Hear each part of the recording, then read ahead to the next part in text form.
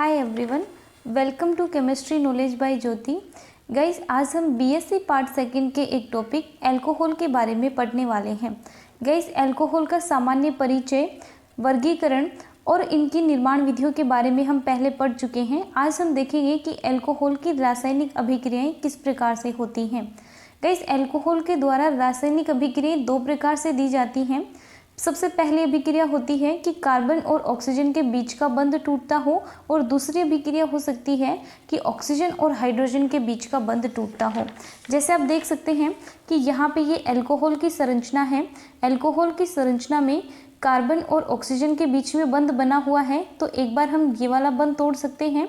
दूसरा हमारे पास ऑप्शन होता है कि ऑक्सीजन और हाइड्रोजन के बीच में जो बंध बना है, इस बंध को तोड़ दिया जाए, तो आपके पास यहाँ से अल्कोहल के द्वारा अभिक्रियाएं दिखाई जा सकती हैं।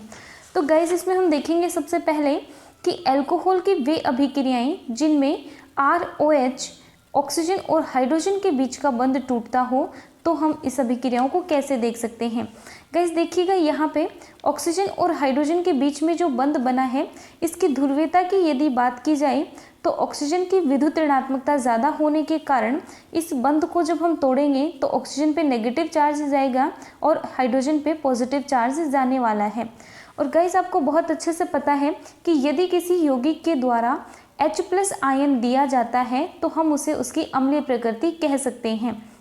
गाइस, देखिएगा यहाँ से कि यहाँ से यदि आप H+ आयन निकालेंगे तो हम उसे अल्कोहल की अम्लीय प्रकृति कहेंगे। अब हम देखते हैं कि अल्कोहल की अम्लीय प्रकृति क्या है और इनकी धातुओं से अभिक्रिया किस प्रकार से होती है।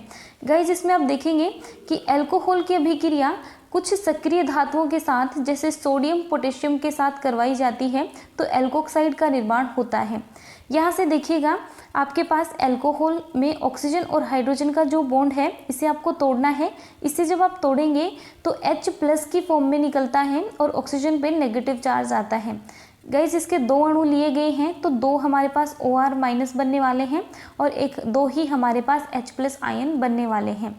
गाइस, नेक्स्ट देखिएगा, ये हमारे पास सोडियम है। सोडियम क्योंकि अपने आप में क्रियाशील धातु है, तो इस धातु के द्वारा यहाँ से Na+ में चेंज होती है और एक इलेक्ट्रॉन बाहर निकाला जाता है।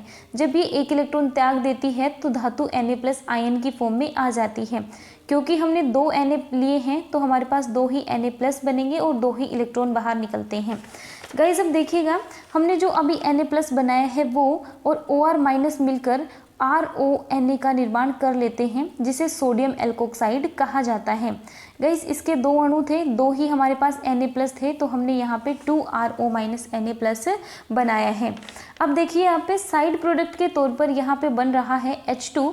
अब हम देख लेते हैं कि हमारे पास यहाँ पर दोनों ही H+ की फॉर्म में बाहर निकले थे, तो उनसे H2 का निर्माण कैसे हुआ होगा। गाइस, देखिएगा, हमारे पास H+ की फॉर्म में है। H+ में सोडियम से जो इलेक्ट्रॉन निकला था वो इलेक्ट्रॉन ऐड करवाते हैं। जब H+ में ऐड करवाएंगे तब हमारे पास सिंपल हाइड्रोजन का निर्माण होगा। जब इस हाइड्रोजन से वापस से एक इलेक्ट्रॉन आप ऐड करवाते हैं तो ऐड करवाने के बाद आपके पास H- का निर्माण होता है। तो गाइस, देखिएगा कि एक आपके पास H+ था, दूसरा आपने अभी अभी H- बनाया है। इन दोनों को जब आप पास पास लेकर आएंगे तो पॉजिटिव और नेगेटिव में आकर्षण होगा और उस आकर्षण की वजह से हाइड्रोजन हाइड्रोजन के बीच में सिग्मा बंध का निर्माण हो जाता है और इसे आप लिख सकते हैं H2 अणु द्वारा। तो आप देख पाएंगे कि यहाँ पे जो H2 आयन बना है हमारे पास साइड प्रोडक्ट के तौर पर, वो कैसे बना होगा। गाइस, अब हम नेक्स्ट बात करते हैं अल्कोहल की अम्लीयता के बारे में। अल्कोहल की अम्लीयता जो है वो सबसे ज़्यादा मैथिल अल्कोहल की होती है, फिर प्राथमिक अल्कोहल, देन द्वितीयक अल्कोहल एंड लास्ट में आता है तृतीयक अल्कोहल। गाइस, देखिएगा कि प्राथमिक, द्वितीयक और तृतीयक अल्कोहल आप देखते हैं, इनमें से ज़्यादा अम्लीयता किसकी होती है और इसका कारण क्या होता है। तो आपने यहाँ पे ये तो देखा है कि मैथिल अल्कोहल और प्राथमिक अल्कोहल की अम्लीयता ज़्यादा होती है और तृतीयक अल्कोहल की अम्लीयता कम होती है। इसका कारण आप यहाँ से देख लेना। कारण यहाँ पे माना जाता है एल्किल समूह के +I प्रभाव को। गाइस, +I प्रभाव का मतलब है कि जो भी एल्किल समूह होगा उनके द्वारा इलेक्ट्रॉन घनत्व दिया जाता है और इलेक्ट्रॉन घनत्व देने को ही +I प्रभाव कहा जाता है। गाइस, हम यहाँ पे थोड़ा एग्जाम्पल से समझ लेते हैं। आपके पास यहाँ पे है मैथिल अल्कोहल। मैथिल अल्कोहल में ऑक्सीजन और हाइड्रोजन इनके बीच का जो बंध बना है, इस बंध को यदि आप तोड़ेंगे तो यहाँ से H+ बाहर निकलेगा, और जितना ज़्यादा आसानी से आप H+ निकाल पाएंगे उतना ही ज़्यादा अम्लीय प्रकृति वो दिखाने वाला है। तो यहाँ पे है हमारे पास CH3, ये हमने प्राथमिक लिखा है, प्राथमिक में है CH3 CH2। ये द्वितीयक है, द्वितीयक में 2 CH3 समूह हैं और तृतीयक में हमारे पास 3 CH3 समूह लगे हुए हैं।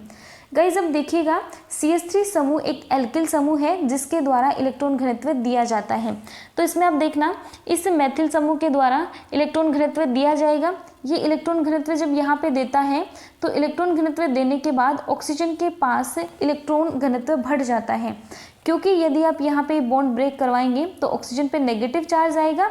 ये नेगेटिव और यहाँ से मिला इलेक्ट्रॉन घनत्व दोनों में प्रतिकर्षण होने लगता है, जिसकी वजह से ये H+ आयन आसानी से बाहर नहीं निकलता है, क्योंकि H+ आयन निकला तो यहाँ पे नेगेटिव आएगा और नेगेटिव आएगा तो इन दोनों में प्रतिकर्षण होगा, इसीलिए ये H+ आयन बहुत आसानी से नहीं निकल पाता है।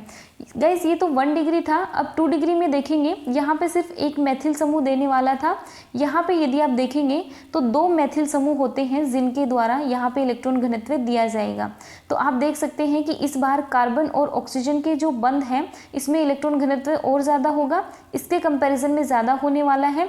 तो यहाँ से H+ आयन के निकलने की पॉसिबिलिटी और भी कम हो जाती है।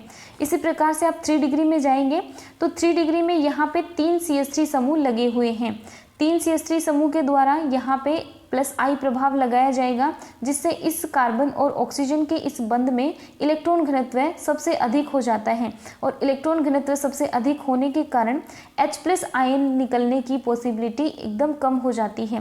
तो इस प्रकार से आप कह पाएंगे कि मैथिल अल्कोहल या प्राथमिक अल्कोहल जो होते हैं, यहाँ से आप देख रहे हैं ये प्राथमिक अल्कोहल, इनकी अम्लता ज़्यादा होती है, इनके कंपैरिजन में द्वितीयक और तृतीयक अल्कोहल की अम्लता कम होती है, क्योंकि द्वितीयक और तृतीयक अल्कोहल में मैथिल समूहों के द्वारा +I प्रभाव लगाया जाता है।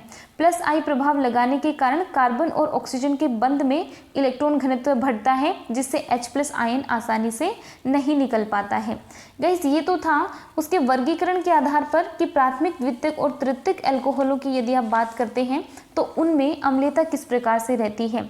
अब हम देखने वाले हैं कि यदि हमारे पास कोई ऐसे समूह हों जिनमें -I प्रभाव लगाने वाले ग्रुप जुड़े हुए हों तो उसके अम्लीय गुण पर क्या प्रभाव पड़ेगा। गाइस अभी तक हम देख रहे थे कि एल्किल समूहों के द्वारा +I प्रभाव लगाया जाता है। अब हम देखेंगे कि कुछ समूह ऐसे भी होते हैं जिनके द्वारा -I प्रभाव लगाया जाता है। -I का मतलब होता है कि वो इलेक्ट्रॉन घनत्व अपनी तरफ खींचते हैं, कार्बन ऑक्सीजन बंध में देते नहीं हैं, जबकि कार्बन ऑक्सीजन बंध से अपनी तरफ खींच लेते हैं। जैसे आप एग्जाम्पल के तौर पे देखेंगे, यहाँ पे हमने लिखा है CH3 CH2OH, सेकंड हमने लिखा है CF3 CH2OH। तो यहाँ पे CF3 CH2OH की अम्लता CH3 CH2OH के कंपैरिजन में ज़्यादा होती है। इसका कारण होता है कि यहाँ पे CF3 में कार्बन के साथ में फ्लोरीन का बंध बना हुआ होता है।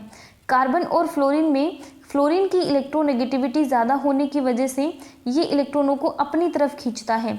जब ये इस बंध में फ्लोरीन कार्बन के इलेक्ट्रॉनों को अपनी तरफ खींचेगा तो नेक्स्ट वाला जो बंध होगा CH2 और इस कार्बन का, इसमें से भी इलेक्ट्रॉन ये कार्बन अपनी तरफ खींचेगा, और जब यहाँ से इलेक्ट्रॉन अपनी तरफ खींचेगा तो ये ऑक्सीजन वाले इलेक्ट्रॉन भी ये CH2 अपनी तरफ खींचता है, और यहाँ से जब ये अपनी तरफ इलेक्ट्रॉन खींचता है तो यहाँ से ये H+ आसानी से निकलेगा, और इस बार इस ऑक्सीजन पे नेगेटिव आयन स्थायी हो सकता है।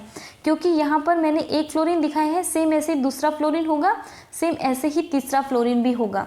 ये तीनों फ्लोरीन अपनी तरफ इलेक्ट्रॉनों को खींचेंगे, जिसकी वजह से इस वाले बंध में इलेक्ट्रॉन घनत्व काफ़ी कम हो जाता है, और काफ़ी कम हो जाने के कारण यहाँ से H+ आसानी से निकल जाता है और ऑक्सीजन पे नेगेटिव स्टेबल हो जाता है। तो इस बेसिस पे हम कहेंगे कि यदि हमारे पास कोई -I प्रभाव लगाने वाला समूह उपस्थित हो तो वहाँ पे अम्लीयता बढ़ जाती है। इसीलिए हमने कहा है कि जो हमने CH3 CH2OH लिखा है उसके कंपैरिजन में CF3 CH2OH की अम्लीयता अधिक होती है। गाइस ये थी कि हम अम्लीयता कैसे दिखा सकते हैं। इसके साथ में हमने धातु से कैसे कैसे अभिक्रिया हो सकती है वो भी देख लिया है। अब हम देखने वाले हैं, हमारे पास नेक्स्ट अभिक्रिया होगी एस्ट्रीकरण। एस्ट्रीकरण में देखना क्या होगा, अल्कोहल की कार्बोक्सिलिक अम्ल के साथ अभिक्रिया से एस्टर बनते हैं और इस अभिक्रिया को एस्टीकरण कहते हैं। कि आपको क्या करवाना है, एक तो कार्बोक्सिलिक अम्ल लेना है, उस कार्बोक्सिलिक अम्ल की अभिक्रिया अल्कोहल के साथ करवानी है। जब आप ये अभिक्रिया करवाते हैं दोनों की तो एस्टर बनेगा और एस्टर बनने के कारण इस अभिक्रिया को एस्टीकरण अभिक्रिया कहा जाता है। गाइस देखिएगा यहाँ पे कि ये हमने लिखा है कार्बोक्सिलिक एसिड और इसकी अभिक्रिया हम करवा रहे हैं अल्कोहल के साथ में, क्योंकि आपको पता है कि यहाँ से अल्कोहल में ऑक्सीजन और हाइड्रोजन का बंध टूटने वाला है। ये अभिक्रिया होती है अम्लीय माध्यम में और जब अम्लीय माध्यम में होती है तो ये आपके पास बना है एस्टर RC+O जब इस टाइप से कुछ बनता है तो इसे कहा जाता है एस्टर और इसके साइड प्रोडक्ट में बनता है H2O। गाइस अब हम थोड़ा सा ये देख लेते हैं कि ये अभिक्रिया हुई कैसे होगी, क्योंकि यहाँ से आपको देखकर समझ नहीं आया होगा कि कहाँ से हमने कौन सा बॉन्ड ब्रेक करवाया है और कैसे हमने ये प्रोडक्ट बना दिया है। अब हम देखते हैं क्रियाविधि। क्रियाविधि में देखना, सबसे पहले हमने लिखा है कार्बोक्सिलिक एसिड।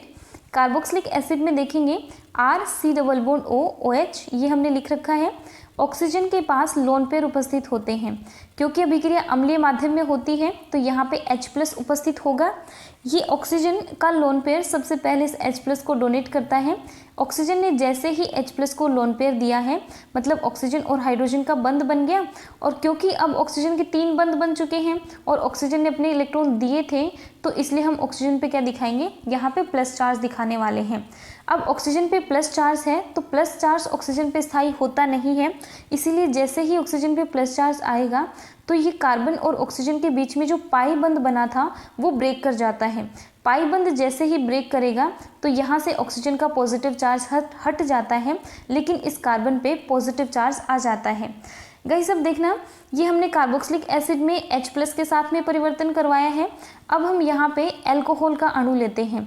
अल्कोहल का अणु लिया है हमने ROH। ROH में ऑक्सीजन के पास लोन पेयर उपस्थित है। ये अपना लोन पेयर इस कार्बन पॉजिटिव को देता है।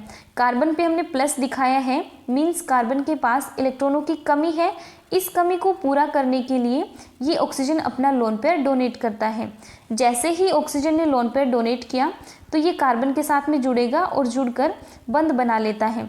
अब ऑक्सीजन जब कार्बन के साथ बंध बनाएगा तो ऑक्सीजन पे पॉजिटिव चार्ज आएगा, क्योंकि ऑक्सीजन का एक बंध पहले से R समूह के साथ में और दूसरा बंध H समूह के साथ में बना हुआ है।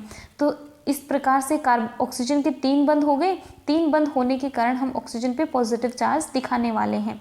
गाइस अब देखना, ऑक्सीजन पे जैसे ही पॉजिटिव आया, इधर से ये जो कार्बन के साथ में OH समूह जुड़ा था, इसमें जो ऑक्सीजन पे लोन पेयर था ये इस H+ को यहाँ से बाहर निकाल लेता है। जब देखना ये H+ को बाहर निकालेगा तो इस वाले ऑक्सीजन पे जो पॉजिटिव था, यहाँ पे देखने पॉजिटिव दिख रहा है, ये पॉजिटिव तो हट गया है, लेकिन यहाँ पे जिस ऑक्सीजन ने अपना लोन पेयर दिया था हाइड्रोजन को और हाइड्रोजन को अपने साथ ऐड किया है, उस वाले ऑक्सीजन पे वापस से पॉजिटिव चार्ज आ गया है। गाइस क्रियाविधि में क्या होता है कि आपको कोई भी चार्ज बनाने होते हैं और जो भी चार्ज बने उनको वापस से आपको हटाना होता है। वही काम हम कर रहे हैं। सबसे पहले इस वाले ऑक्सीजन पे हमें पॉजिटिव मिला, इसको हमने हटाया तो कार्बन पे पॉजिटिव आया। कार्बन पे पॉजिटिव को हम हटाना चाह रहे हैं तो हमारे पास इस ऑक्सीजन पे पॉजिटिव आया है। जब हमने इस ऑक्सीजन का पॉजिटिव हटाया है तो हमारे पास इस वाली ऑक्सीजन पे हमें पॉजिटिव दिखाई दे रहा है। तो गाइस अब हम क्या करेंगे, यहाँ पे ऑक्सीजन है, ऑक्सीजन के साथ में 2 हाइड्रोजन जुड़े हैं। यहाँ से ये वाला कार्बन और ऑक्सीजन का बंध टूटेगा, क्योंकि ऑक्सीजन पे पॉजिटिव है जो कि हमें हटाना है। जैसे ही बंध टूटेगा तो ये वाला OH समूह से ऑक्सीजन अपना लोन पेयर इस कार्बन को दे देता है। तो यहाँ से जैसे ही H2O बाहर निकला, H2O बाहर निकलने के बाद यहाँ पे इस ऑक्सीजन ने कार्बन को अपना लोन पेयर देकर पाई बॉन्ड बना लिया। पाई बॉन्ड बनाया है तो इस वाले ऑक्सीजन पर इस बार पॉजिटिव चार्ज आ गया है। अब हमें क्या करना है, यहाँ से इस H को प्लस की फॉर्म में बाहर निकालना है और ऑक्सीजन को फ्री करना है कि ऑक्सीजन का पॉजिटिव चार्ज हमें हटाना है। तो जब आप यहाँ से H+ बाहर निकालेंगे तो आपके पास बनता है RC+OOR जो कि एक एस्टर है। आपने ऊपर अभिक्रिया देखी थी कि अभिक्रिया में आपके पास एस्टर बनता है और एस्टर के साथ में H2O साइड प्रोडक्ट बनता है। तो आप देखना है यहाँ से ये हमने इस वाले स्टेप में H2O बाहर निकाला है जो कि हमारा साइड प्रोडक्ट है और यहाँ पे हमारे पास बन गया है एस्टर। और इसी के साथ में आप ये देखेंगे कि आपने H+ अभिक्रिया जब स्टार्ट करी थी तो सबसे पहले H+ को काम में लिया था और एंड में हमने H+ को वापस निकाल दिया है।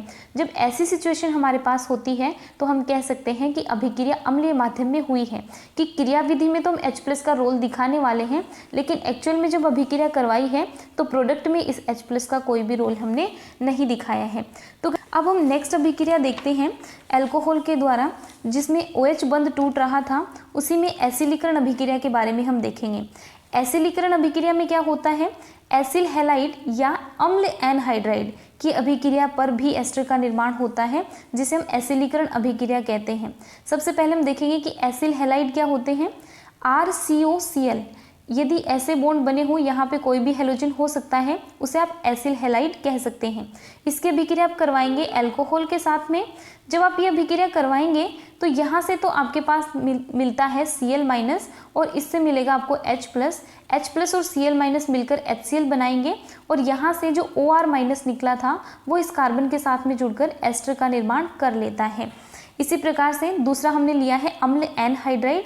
गाइस ये देखना, ये हमारे पास अम्ल एनहाइड्राइड की संरचना है।